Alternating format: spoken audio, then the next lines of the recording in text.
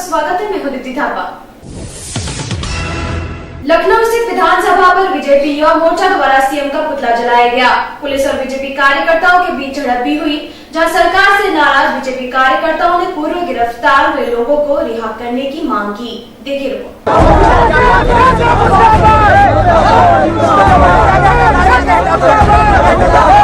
लखनऊ स्थित विधानसभा पर बीजेपी युवा मोर्चा द्वारा सीएम का पुतला फूंका गया। इसी बीच बीजेपी कार्यकर्ता और पुलिस के बीच झड़प भी हुई। हमसे बात करने पर बीजेपी के युवा मोर्चा के प्रदेश उपाध्यक्ष साकेत सिंह ने हमें बताया, मथुरा में जिस प्रकार प्रदेश सरकार द्वारा किसानों पर लाठीचार्ज एवं गोलियां चलाई गई हैं, ये उसका विरोध करते हैं। जिस प्रकार से मथुरा में लगातार जमीन के मामले को लेकर किसानों ने शांतिपूर्ण तरीके से धरना दे रहे थे, अपनी बातों को निरंतर प्रदेश सरकार के सामने रख रहे थे। वो ये कह रहे थे कि हमें न्याय दिया जाए, हमें उचित मुआवजा दिया जाए, तो हमारी जमीन दी जाए। उसका नेतृत्व हमारे प्रदेश के महामंत्री कुंवर सिंह कर रहे थे। कल जिस प्रकार से पुलिस प्रशासन ने सरकार की पुलिस प्रशासन ने जिस प्रकार से बर्बरता पूर्वक लाठीचार्ज की, जिस प्रकार से गोलियां चलवाई, जिस प्रकार से कार्यकर्ता और किसानों को प्रदेश के किसानों पर लाठी चलाई। साथ ही उन्होंने बताया, जिस प्रकार प्रदेश सरकार किसानों पर जुल्म कर रही है वो निंदनीय है। साथ ही मथुरा में प्रदेश सरकार द्वारा गिरफ्तार किए गए कुंवर निषाद, पवन हिंडोला और किसानों को तुरंत रिहा कराए जाने की मांग भी की।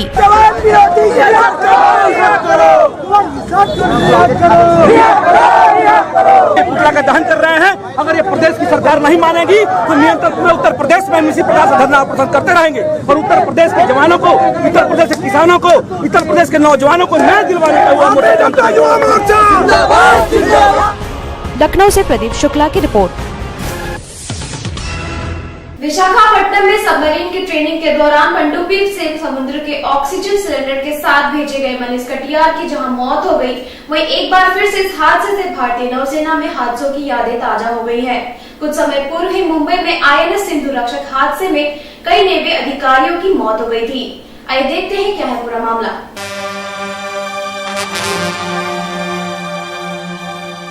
मनीष की मौत ने एक बार फिर भारतीय नौसेना को सवालों के कटघरे में लाकर खड़ा कर दिया है, क्योंकि नौसेना को भारत में सबसे आधुनिक फोर्स माना जाता है और इसी सेना में बार बार हो रहे हैं हादसे। अभी मनीष कटियार का परिवार अपने बेटे की मौत पर दबी जबान से हादसे की जांच की मांग कर रहा है। मनीष के पार्थिव शरीर को उसके निवास स्थान कानपुर के बर्रा में जैसे ही लाया गया, सैकड़ों लोग उसके अंतिम दर्शन के लिए जा पहुंचे।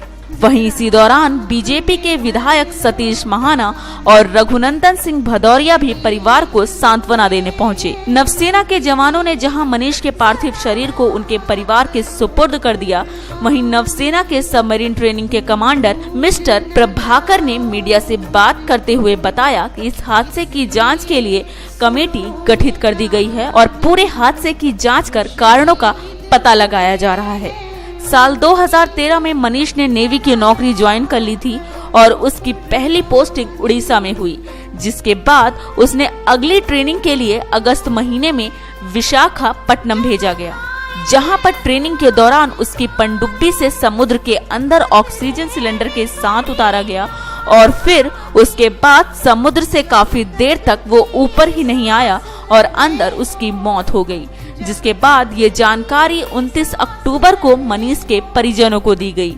मनीष की मौत के कारणों का अभी तक पता नहीं चल पाया है। वहीं परिजनों का रो रो कर बुरा हाल है। परिजनों का कहना है कि मामले की अभी विभागीय जांच चल रही है। सिर्फ इतनी ही जानकारी नेवी के अधिकारियों द्वारा दी गई। इंसिडेंट हुआ उसके बाद 8 डॉक्टर उसके साथ लगे हुए थे, ठीक है, और जब ये इंसिडेंट के बाद वो रिकवर भी किया, दैट इज सांस ले रहा था, ये हुआ लगभग रात के 1 बजे रात को, ठीक है, 31 तारीख को किया कार्डियक अरेस्ट, तो एंड उसके बाद ही वो रिकवर नहीं हुआ। अच्छा, सो बाकी जो है वो है, जब तक जांच नहीं आती तब तक कुछ कह नहीं सकते। कानपुर से हमारे दर्शक पत्रकार की रिपोर्ट। प्रधानमंत्री द्वारा शुरू किए गए जनधन योजना की सफलता में ग्रहण लगता दिखाई दे रहा है। हमीरपुर जिले के राठ तहसील में धनोरी बैंक का मैनेजर उपभोक्ताओं के साथ अपशब्दों का प्रयोग करता है। जिससे बार बार चक्कर लगाने से वहां के ग्रामीण तौबा कर लेते हैं। देखिए रिपोर्ट। हमीरपुर जिले के राठ तहसील के ग्राम धनौरी में इलाहाबाद ग्रामीण बैंक की शाखा है, जिसमें क्षेत्र के लगभग 1.5 दर्जन गांव के इस बैंक से संबंध है, जहां आए दिन दूर दराज से ग्रामीण खाता खुलवाने और अन्य बैंक के संबंध में जानकारी के लिए आते हैं, किंतु बैंक के कर्मचारियों के द्वारा ग्रामीणों का खाता खोलने के नाम पर परेशान किया जाता है। इतना ही नहीं, बैंक के कर्मचारी लोगों के साथ अभद्रता और अपशब्दों का प्रयोग करने से भी नहीं झिझकते। इस संबंध में जब मीडिया कर्मियों ने शाखा प्रबंधक से बात करनी चाहिए, तो शाखा प्रबंधक ने मीडिया कर्मियों के साथ ही अपशब्दों का प्रयोग कर डाला। आप यहाँ पे बैंक में आए हुए थे, तो आपके साथ किस तरीके की वार्ता की गई थी? तो हमने फॉर्म लिया तो वो कह रहे थे कि अभी रुक जाओ, अगर नहीं चेक करेंगे तो क्या करोगे। तो यहाँ पे ये बात आपको किसने कही?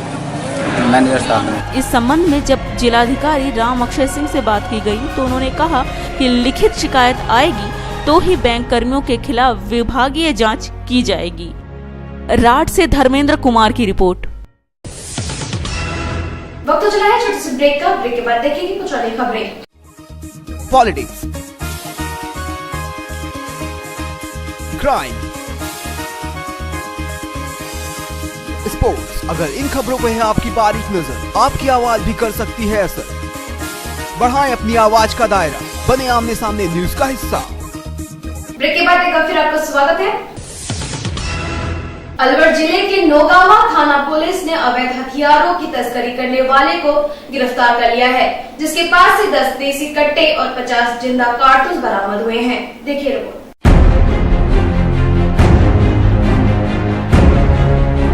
अलवर जिले के नौगावा थाना पुलिस ने शेरपुर से आगे दबिश देकर अवैध हथियारों का जखीरा पकड़ा है। पुलिस ने एक शख्स को गिरफ्तार किया है जो अवैध हथियारों को सप्लाई करवाता है। पुलिस ने इस अभियुक्त से 10 देसी कट्टे और 50 जिंदा कारतूस बरामद किए हैं। पुलिस ने बताया कि ये व्यक्ति काफी समय से अवैध हथियारों की सप्लाई करता था और इसकी सूचनाएं पुलिस को निरंतर मिल रही थी, लेकिन आरोपी तलाश में था। ये व्यक्ति हथियार कहां से लाता है, इसकी पूछताछ अभी जारी है। उधर आरोपी ने बताया कि वो बीज बेचने का काम करता है और ये हथियार उसके पास से बरामद नहीं किए गए।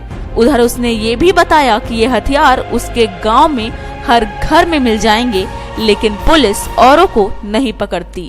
उस सूचना की तस्दीक हेतु शेरपुर मंदिर से आगे पहुंचे तो पुलिया के पास से हमें वो आदमी बताए हुलिये का आता मिला, जिसकी डिक्की में लटके थैलों को चेक किया, जिसमें 10 कट्टे देसी और 50 कारतूस रखे मिले, जिनके बाद पूछा तो कोई लाइसेंस या रखने का अधिकार नहीं। ये बेच रहे सब बरसीन का बीज, काफनी का बीज, ये गाजर का, मूली का, पालक, धनिया, जो भी मतलब किसानों भाइयों का लिए। मैं रास्ते में मिल गया, इन्हें पकड़ लिया, इन्हें के तेरे पास कट्टे में, मेरे पास कभी कट्टा नहीं है, खाली देख लो, तलाशी ले लो।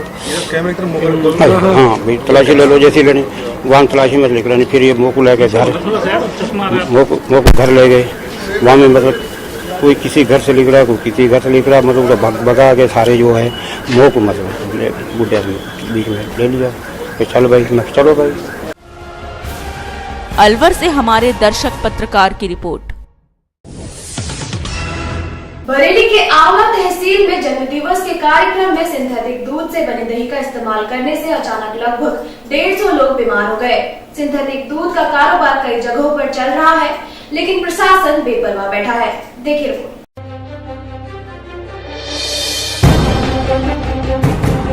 ब्योधन खुर्द नाम का गांव, जो बरेली के आंवला तहसील में पड़ता है, एक 7 वर्षीय बच्चे के जन्मदिन की दावत में यहाँ करीबन 300 लोगों को बुलाया गया, जिनमें से 150 लोगों की तबीयत अचानक खराब हो गई। बताया जा रहा है कि खाने में जिन लोगों ने दही का इस्तेमाल किया, उन्हीं लोगों की तबीयत खराब हुई, बाकी अन्य लोग बिल्कुल ठीक हैं। इन 150 लोगों को ठीक समय पर उपचार कराया गया और पास के ही डॉक्टरों ने समय पर पहुंचकर अपनी ड्यूटी का पालन किया।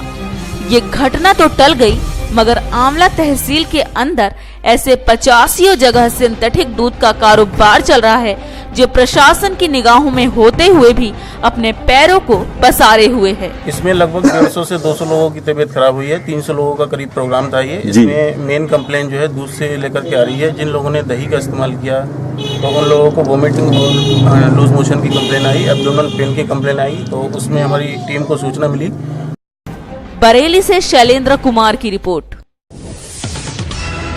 इस बुलेटिन में फिलहाल सिर्फ इतना ही। कभी मिलेंगे कुछ अन्य खबरों के साथ। तब तक के लिए मुझे अनिता को दीजिए इजाजत। नमस्कार।